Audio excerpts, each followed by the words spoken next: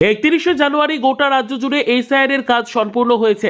তারই অঙ্গ হিসেবে উত্তর দিনাজপুর জেলার চোপড়া ব্লকের হাতিয়া গ্রাম পঞ্চায়েতের বিন্নাবাড়ি গ্রামে আজ এসআইআর হিয়ারিং শান্তিপূর্ণভাবেই সম্পন্ন হলো। স্থানীয় সূত্রে জানা গেছে, বিন্নাবাড়ি গ্রামের প্রায় 500 জন বাসিন্দার কাছে ইলেকশন কমিশনের পক্ষ থেকে হিয়ারিংয়ের নোটিশ পৌঁছেছিল। নোটিশ পাওয়ার পর নির্ধারিত দিনে গ্রামবাসীরা সমস্ত প্রয়োজনীয় নথিপত্র নিয়ে হিয়ারিং অফিসারদের সামনে হাজির হন এবং কাগজপত্র জমা দেন।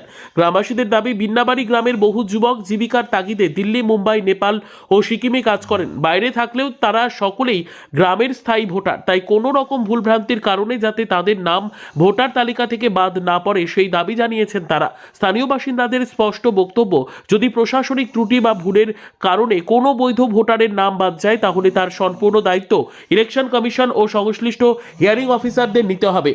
সব মিলিয়ে কোনো রকম অপ্রীতিকর ঘটনা ছাড়াই বিন্নাবাড়ি গ্রামের এসআইআর হিয়ারিং প্রক্রিয়া শান্তিপূর্ণভাবেই সম্পন্ন হয়েছে।